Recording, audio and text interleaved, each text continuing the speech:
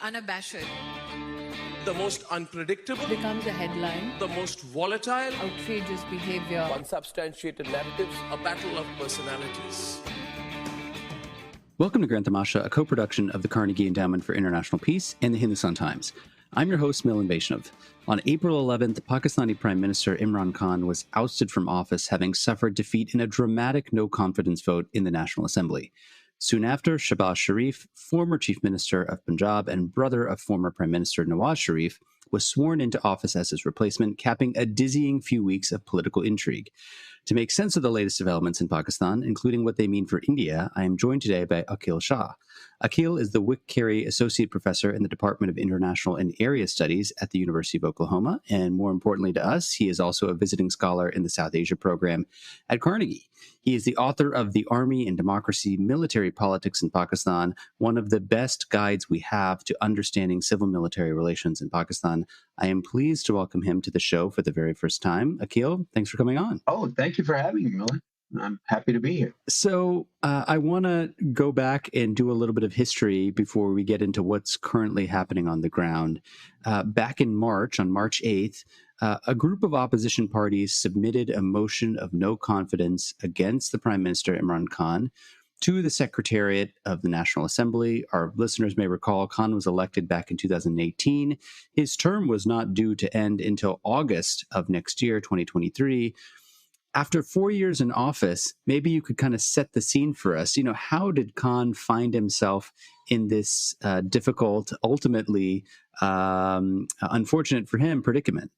Imran Khan is a former cricketing superstar who came into politics promising that he was going to disrupt Pakistan's traditional dynastic politics, eradicate corruption, and found himself in the political wilderness for almost 2 decades until I think the Pakistan army decided that they needed a third force in politics to oppose the two sort of traditional political parties, the Pakistan People's Party, a former Prime Minister, late Prime Minister Benazir Bhutto, and the Pakistan Muslim League of Nawaz Sharif. The two parties had dominated electoral politics, and the military sees them as, dynastic, corrupt politicians. So they wanted this. They've toyed with the idea of a third option, and so the level playing field for the other opposition's party was, not level. It was tilted in favor of Imran Khan. So he earned himself the title of the selected Prime Minister of Pakistan rather than the elected Prime Minister. And he made much of being on the same page with the army, which basically means that the army was, supporting him. In previous decades, whenever there was a conflict between the army and the prime minister, the army usually prevailed, either by executing a coup or using the presidency or the judiciary to get rid of the sort of disobedient prime minister. But this time, it seemed like everything was hunky dory. Khan was, under almost no constraint from the military to implement his agenda. And he made, a series of promises, eradicating corruption, revitalizing Pakistan's economy.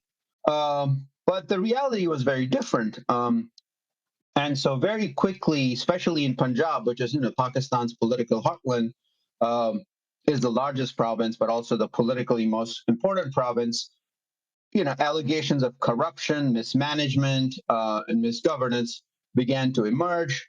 Khan had appointed a sort of a political non-entity as the chief minister of Punjab, and the idea, I think, was that Khan would be able to control the province and its affairs from the center.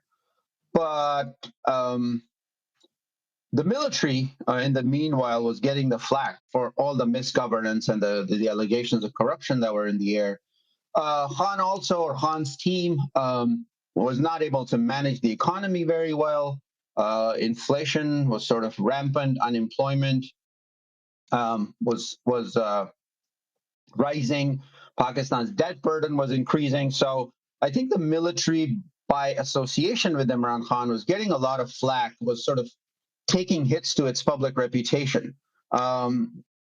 However, I think the breaking point was Khan tried to basically prevent the Army Chief General Bajwa from appointing an ISI chief of his own choice. So the incumbent chief of the ISI, General Faiz Hamid, had actually helped Imran Khan in 2018, helped him come to power. Even though General Faiz Hamid was not a rogue actor, he was acting under directions from the Army Chief, General Bajwa. Imran Khan thought that if he could retain Faiz Hamid in the ISI and then have him eventually promoted to the Chief of Army Staff, Khan could probably use his help to win the next election.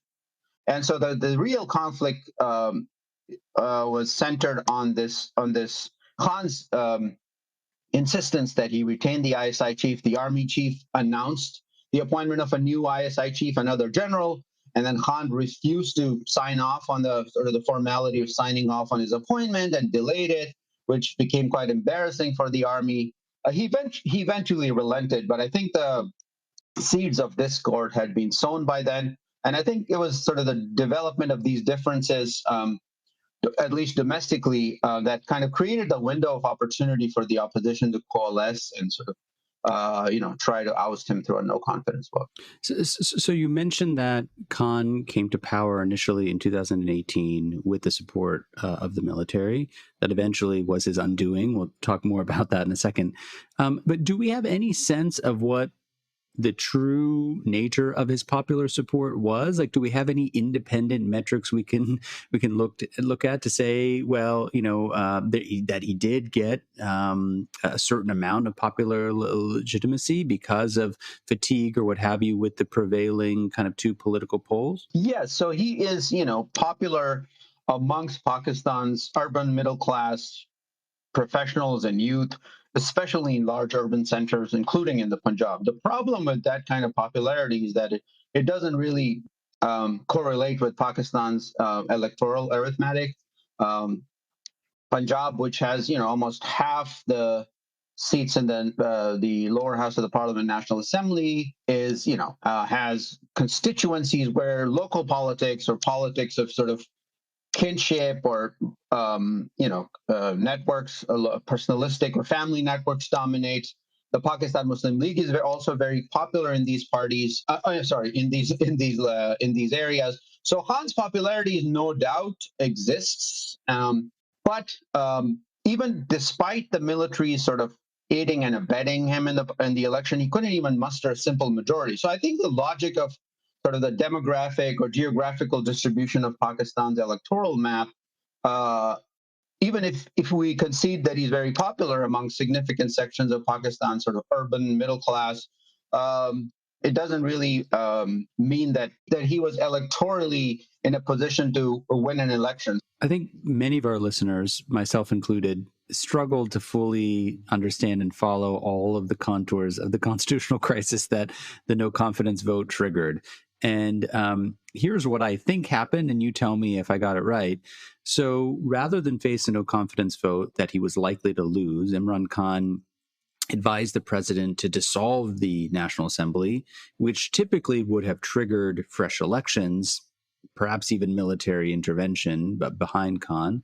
The matter got transferred to the Supreme Court, where Khan's decision was overruled, and then the no confidence motion was held, eventually ousting Khan from his position. Is that sequence of events more or less correct? Yeah, that's pretty accurate. I think it's a very complicated situation, so many moving parts, but I think you nailed it. Yeah. The only thing I would add is that when the vote of no confidence was tabled in the parliament, constitutionally, the Speaker of the House had to, act on it.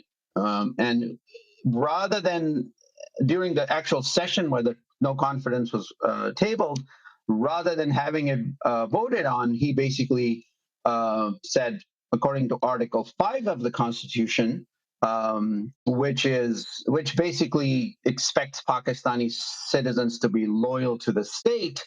Article 5 of the Constitution, this vote of no confidence violates that article because the entire opposition is, acting at the behest of a foreign power. This is the conspiracy that Imran Khan tried to cook up to, mobilize his support base. So at that time, the deputy speaker of the assembly adjourned the session and said, this vote of no confidence is unconstitutional because, the entire opposition is basically traitors. So that was the one step that was missing. But otherwise, this is exactly how it unfolded. So let's talk about this step, because this step has gotten a lot of media attention, right? One of the major subplots in this whole drama was Khan's accusation that his ouster was essentially the product of a Western, read U.S. conspiracy, right? He pointed to a secret diplomatic cable that was allegedly sent by a senior State Department official that threatened Pakistan, that basically if he was not removed from office, that there would be consequences. What do we know about this cable? Was it a genuine diplomatic cable? And if so, what did it actually say? His claim was that the Assistant Secretary of State for South Asia and Central Affairs, Donald Lu, and the Pakistani ambassador met. And the American side told the ambassador that, Pakistan's relation will only improve if Khan was voted out. And if the vote of no confidence did not succeed, that there will be serious complications or consequences for Pakistan. And the alleged sort of point, the alleged the American displeasure was attributed by Khan and his aides to Pakistan's tilt towards Russia, Imran Khan's visit to Moscow, which was, obviously very ill-timed, just on the eve of the Russian invasion of Ukraine. And so his claim was that since he was trying to pursue an independent foreign policy, the Biden administration wanted to oust him. I think, my opinion, Khan never really got over the fact that after assuming office, Biden never called him, which is sort of the norm. And when he was desperate desperate to hold on to power, when the no confidence motion was underway, he came up with this sort of, Western conspiracy to sort of stir up his support and, try to pitch himself as this, Pakistani leader who had the first Pakistani leader after, Zulfikar Ali Bhutto in the 70s. He also made that reference that he had been Zulfikar Ali Bhutto. Kissinger got rid of him, or the Americans got rid of him, and the same is happening to me. But as we know, if the Biden administration wanted regime change in Pakistan, it's quite unlikely that they would send a State Department official to, in a meeting to threaten Pakistan. So the National Security Committee affirmed that, there was some undiplomatic language used, and, that it amounted to interference. But the when the second meeting of the National Security Committee under the new prime minister categorically said that there was no conspiracy, that there was zero evidence of any foreign conspiracy. So yesterday, Imran Khan tweeted a video from a Fox News show in which, this relatively unknown American analyst, defense analyst, is making the claim that, Pakistan's prime minister was removed because of his opposition to President Biden. And Khan has made a big deal out of that, that this is actual proof that, the Biden administration is actually responsible for regime change in Pakistan. Before we move on, what does this all mean, this sequence of events? You had a foreign affairs piece, we're linked to that in the show notes, where you noted this was the first time in Pakistan's history that the head of government was removed through a constitutional procedure rather than through a military coup or a judicial ruling. Tell us about what this moment, like, what did you learn about Pakistani institutions after you kind of watching this sequence of events play out? So, as you know, Pakistan has had a long history of military coups, followed by, at least a decade of military rule every time. And even when the military is out of power and there's a nominally elected government in power in Islamabad, the military is the most politically powerful actor and a veto player. So this history of coups and military intervention has, rendered the Pakistani political system very weakly institutionalized, and not just in the sense of sort of, the weakness or non-durability of formal constitutional and political arrangements, but also in the sense that there's a lack of any sort of established consensus amongst the politically significant actors, whether they're political parties or the judiciary, uh, on the basic rules of the game. So there's no commitment.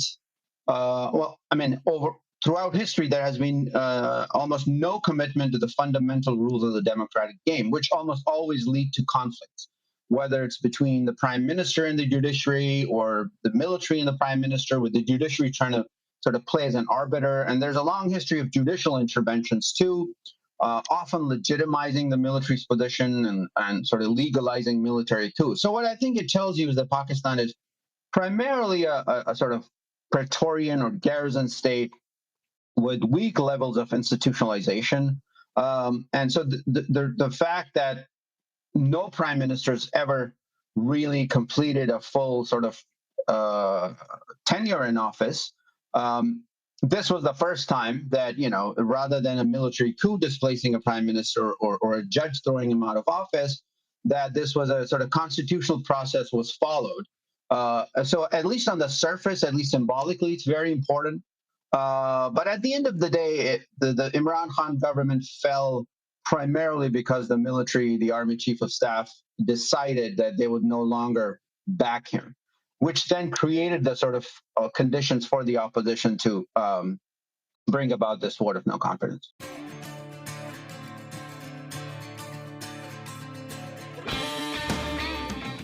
Hey, Grant Tamasha listeners, thanks for listening to the podcast. Putting this show together each week is a labor of love, but it takes a lot of work to put out a great show every week.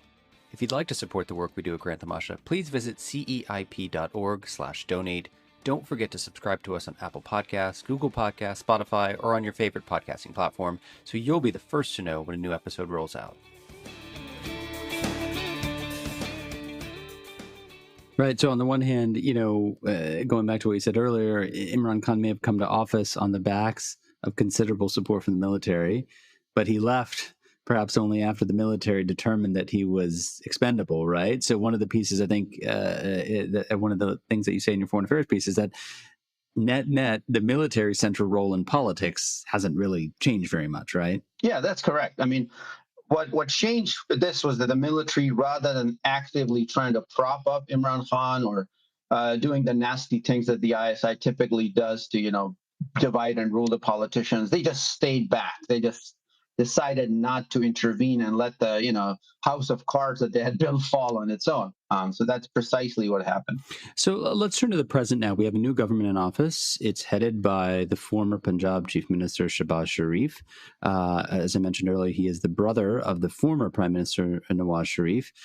Tell us a little bit about who Shehbaz Sharif is. What does his background tell us, if anything, about how he might govern, keeping in mind that he doesn't have a very long tenure, right, given that elections are due in 2023. So Shehbaz Sharif, as you mentioned earlier, has been chief minister of Punjab thrice. This is his first time of, holding high office at the national level. He is generally known to be a very effective and dedicated sort of public servant, administrator, takes pride in, efficiently governing, and his track record in Punjab shows that. He was, he introduced some extensive reforms, for instance, in the education sector. He was very, he executed big infrastructure projects like, roads, as well as a commuter rail or commuter bus, I think it's called, the Orange Line in Lahore.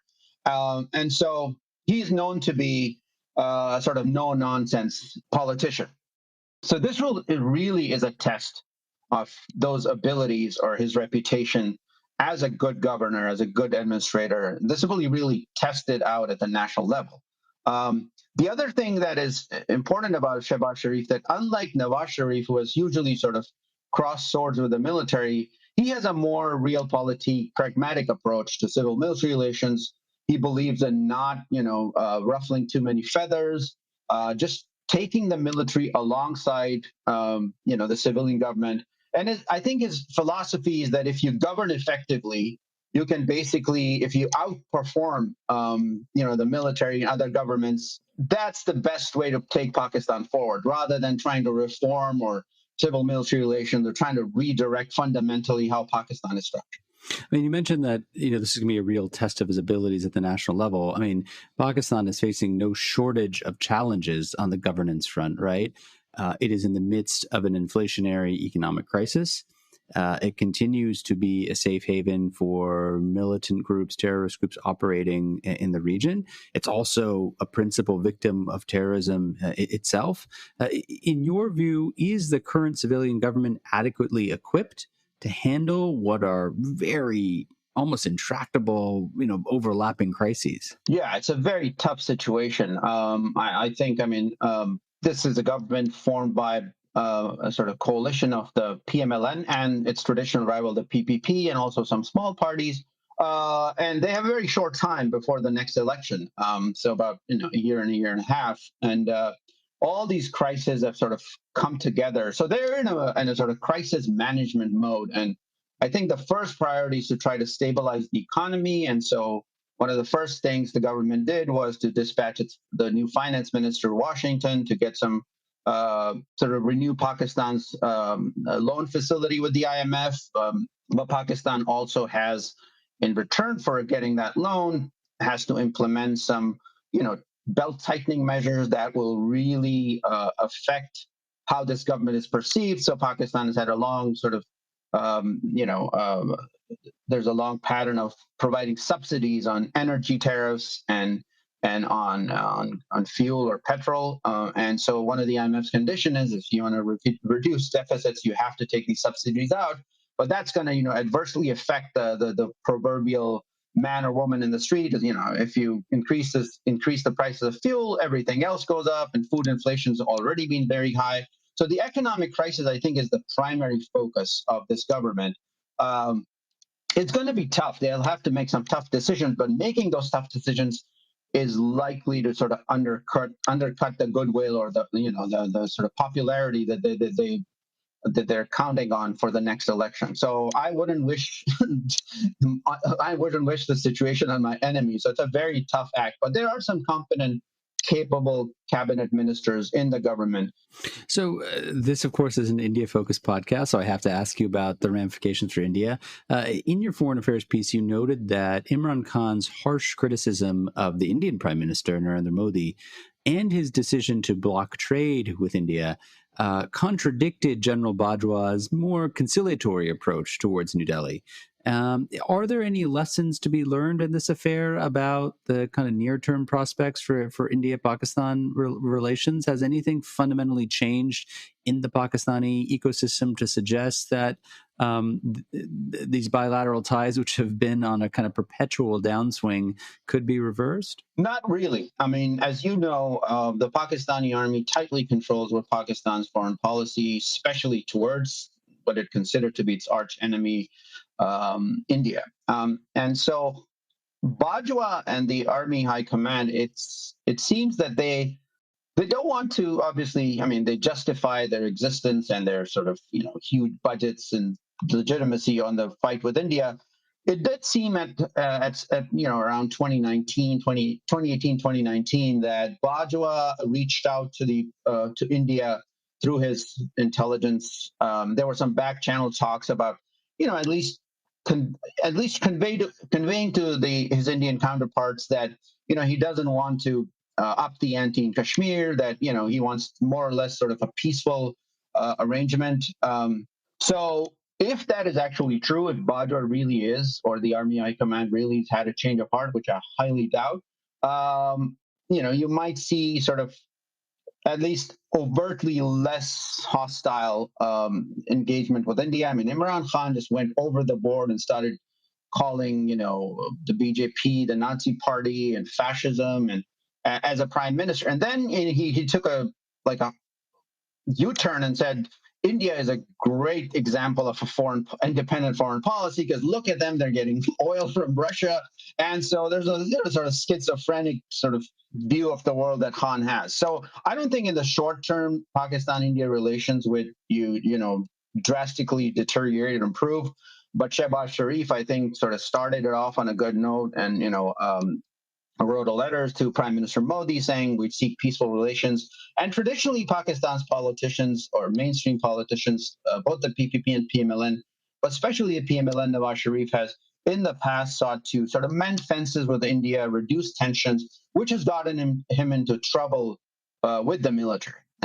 Here, the case seems to be the opposite, where Khan tried to sort of, you know, play the sort of more hawkish game, and the military said, "Cool it down. You know, we don't need any more problems with India." And even in the United States, after this regime change conspiracy, Bajwa made it very clear in a public speech that the United States is our largest exporter, and we seek a constructive strategic relationship with the United States. So there's no need to they don't want the Pakistani army values American weaponry and technology and don't want to ruffle up too many feathers in a relationship that's already gone quite cold, especially after the American withdrawal from Afghanistan.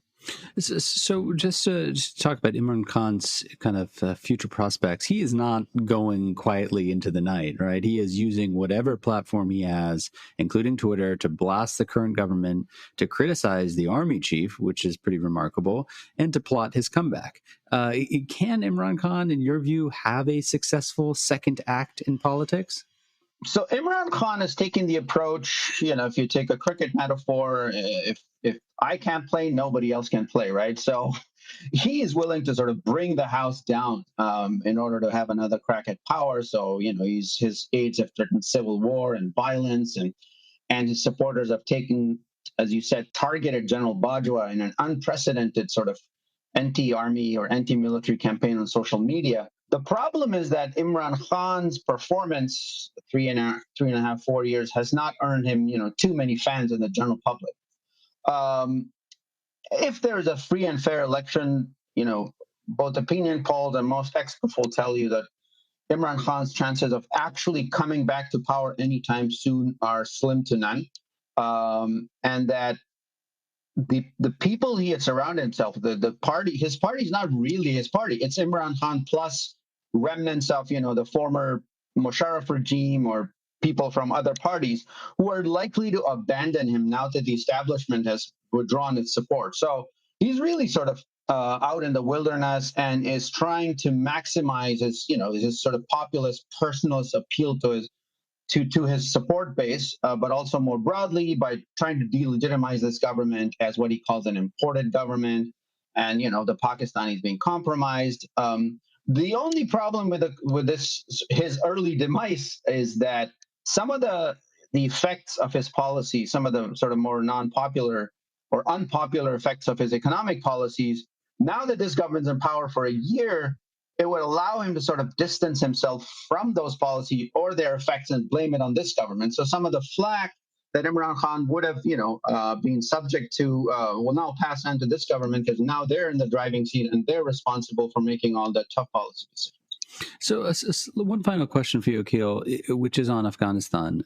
We don't really talk about it anymore because all of our focus is on Russia, Ukraine, but it wasn't that long ago that we saw a dramatic upheaval in Kabul and the return of the Taliban. There is still a humanitarian crisis going on. There is still grave concern about the security of the population, particularly women and girls. A lot of people, a lot of political analysts, I should say, saw this Taliban resurgence as a victory for Pakistan, that they would have a regime that was perhaps more aligned with their views, particularly the military's. Here we are, not quite a year later, but getting there. How do things look in the neighborhood right now? Has the situation in Pakistan, the situation in Afghanistan fundamentally changed anything in Pakistan, either domestically or externally? So I think the Pakistani military's bet was that once the Taliban are in power, they will have, they've strategically viewed Afghanistan as this what they call sort of reservoir of strategic depth, and a stable Afghanistan, a peaceful Afghanistan is in Pakistan's interest. But I think they were really hoping that the Taliban would crack down, or at least support Pakistan's crackdown, or on the Pakistani wing of the Taliban, the Tehrik-e-Taliban Pakistan, which has found sanctuary in Afghanistan, and the Taliban have done nothing but sort of offer, vague promises of we'll intervene. There has been some mediation by the Haqqani faction of Taliban, the Afghan Taliban, to try to convince their Pakistani Taliban friends to not attack Pakistan. But if you look at the spike in terror attacks on Pakistani security forces and civilians, it tells you the Taliban are not doing what Pakistan had hoped they would do, right? Because, you are our clients, we helped you, you help us back.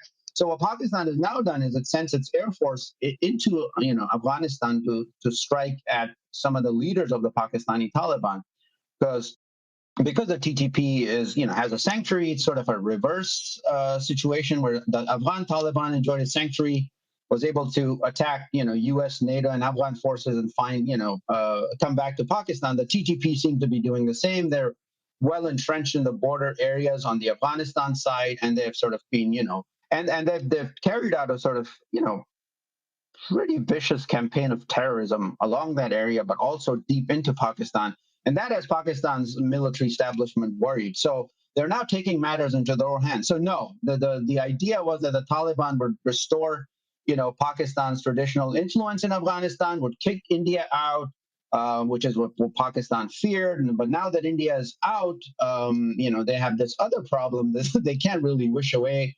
They've tried, over and over to convince the Taliban to sort of say, well, and the Taliban have come out with saying, we will not allow our territory to be used for terrorism in any country, but that's not true. So Pakistan's, has this sort of, it's a terrible sort of blowback or consequence of Pakistan's policy. My guest on the show this week is Aqil Shah. He is an associate professor at the University of Oklahoma and a visiting scholar at the Carnegie Endowment. He is the author of The Army and Democracy, Military Politics in Pakistan. Aqil, you have been in high demand given the events unfolding on the ground in Pakistan. Thank you for sharing a bit of your time with us today. Thank you, Milan. Grant Tamasha is a co-production of the Carnegie Endowment for International Peace and the Hindustan Times. This podcast is an HT Smartcast original and is available on htsmartcast.com. India's fastest growing podcasting platform. You can also find us on Apple Podcasts, Spotify, Stitcher, or wherever you get your podcasts. Don't forget to rate and review. Helps others find the show more easily. For more information about the show and to find the writing we reference on this week's episode, visit our website, granttamasha.com. Production assistance comes from Caroline Duckworth, Tim Martin is our audio engineer, and Cliff J. Pranada is our executive producer. Thanks for listening, and see you next week.